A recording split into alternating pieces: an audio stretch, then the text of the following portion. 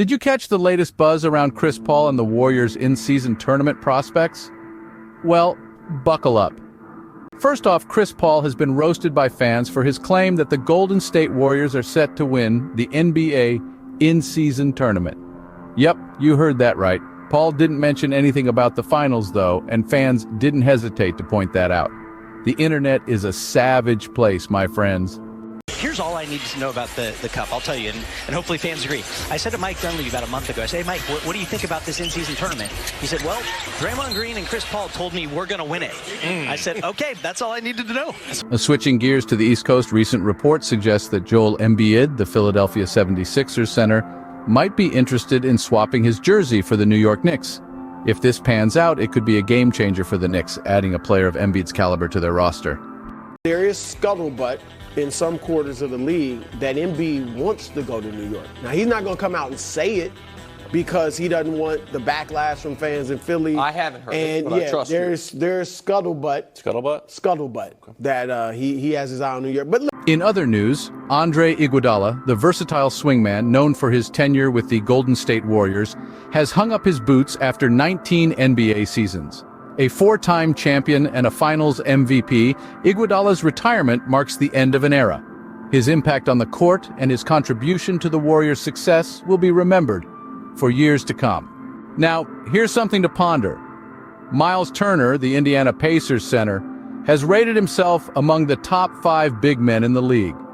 Known for his shot-blocking prowess, Turner has certainly made a case for himself. But does he truly belong in the elite company of the league's best centers? Only time will tell.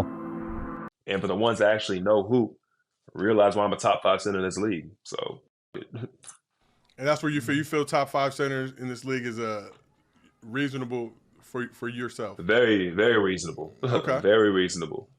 Absolutely, bro. There's nothing. I really feel like there's not much I can't do on the floor. Like, if you ask me to go out there and do something, I can do whatever it is that there is to be done. I play inside, I play outside, I defend, I run the floor. Like, what more do you want from me? Speaking of opinions, sports commentator Nick Wright has stirred the pot by expressing his preference for LeBron James's teammate, Austin Reaves, over the Suns' Bradley Beal. Wright's take? He'd rather have Reaves as his third guy. An interesting perspective, wouldn't you say? Let me be very clear.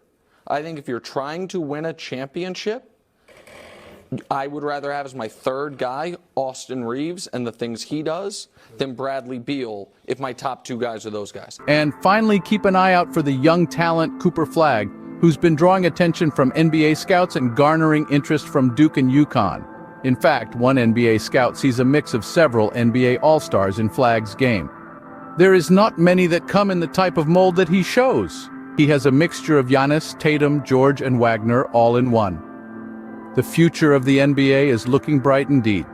And that wraps up our NBA Daily Scoop. From Chris Paul's controversial claim to the potential rise of a new star, it's been a day of heated opinions and significant transitions. The world of basketball never fails to keep us on our toes. Until the next scoop, keep the ball bouncing.